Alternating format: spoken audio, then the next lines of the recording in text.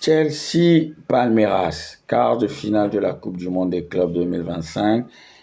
Voilà, on y est, on va débriefer cette rencontre dans cette vidéo. Déjà, je vous dis bonjour, bonjour à vous. J'espère que vous allez bien, j'espère que vous suivez toujours avec beaucoup d'attention cette compétition qui va nous tenir en haleine jusqu'au 13 juillet 2025, date de la finale de la Coupe du Monde des clubs FIFA 2025 du côté des États-Unis.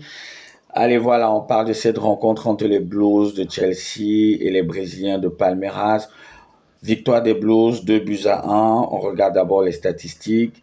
19 tirs pour 6 cadrés pour les Blues, 7 tirs pour 2 cadrés pour les Brésiliens, 63% de possession de balles pour Chelsea, 37% de possession de balles pour Palmeiras, 499 passes effectuées par les joueurs de Chelsea pour 87% réussis, 291 passes pour Palmeiras pour 80% de passes réussies. On dénote quand même une certaine qualité technique. Ça veut dire que techniquement, il n'y avait pas beaucoup de déchets, il y avait moins de déchets et tout, et c'est tout en l'honneur des joueurs qui ont disputé cette rencontre-là. Allez, on se lance dans l'analyse. On a vu une équipe de Chelsea assez disciplinée, très disciplinée même. Par contre, on a les Brésiliens qui ont, on va dire, mal débuté leur rencontre.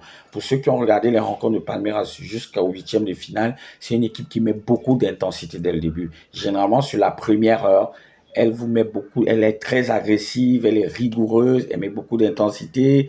Il y a beaucoup de courses à haute intensité. Elle produit quand même, pratique quand même un contre-pressing pas très bien maîtrisé, mais elle le pratique quand même. Ça, il faut le noter.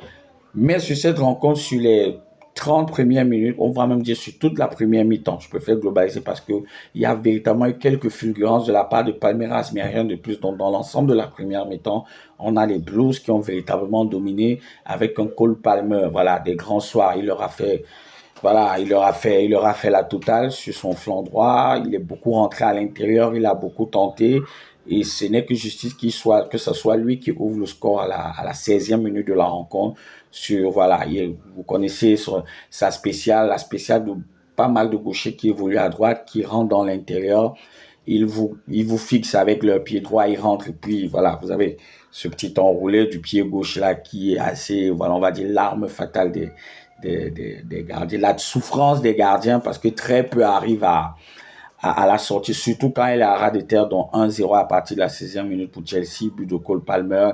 Derrière, il y a une très bonne maîtrise collective de la part des Blues qui ont géré, qui se sont procuré des occasions.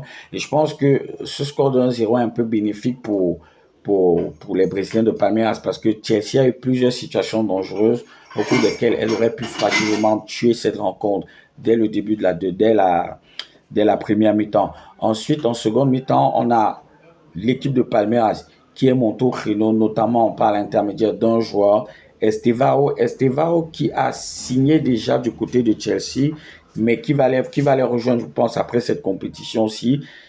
Il a pris le jeu à son compte, il a montré de quoi il était capable. Il faut dire qu'à 2 jours avant la rencontre, il avait fait une interview dans laquelle il déclarait que voilà, j'arrive en Europe, j'aimerais me comparer ou du moins me frotter à Yamal du coup de Barcelone et Mastantuono qui a rejoint le Real de Madrid.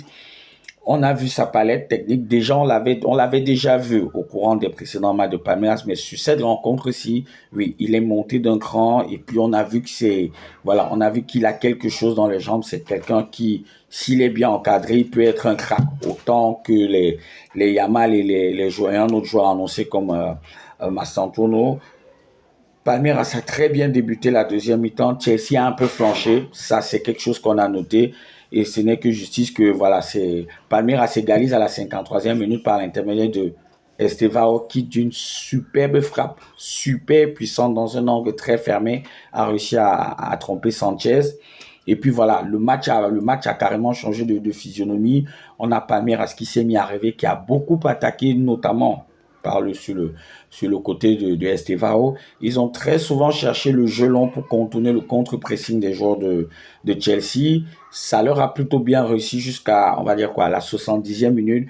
Mais après, vous savez, quand vous mettez beaucoup d'intensité de la sorte, il arrive toujours un moment où vous flanchez. Voilà. Et ce moment-là, c'est à partir de la 75e minute. Et c'est là que Chelsea a senti le coup. On a vu une équipe de Chelsea qui a recommencé à avoir des situations de contre-attaque, qui a recommencé à aller chercher Cole Palmer. et sur un corner très bien négocié avec une bonne combinaison, on va dire ça comme ça, entre Palmer, Enzo Fernandez et Malo Gusto. C'est ce dernier qui a la balle de déviation, mais le truc c'est qu'il frappe, il essaye d'ajuster le gardien adverse, mais c'est Jai, le joueur de Palmeiras, qui dévie la balle et voilà, c'est plutôt un contre son camp. Là, on est à la 83e minute par là. Derrière, voilà, ils ont géré. Voilà, les Blues ont géré. Ils ont véritablement tenu à leur ticket pour les demi-finales.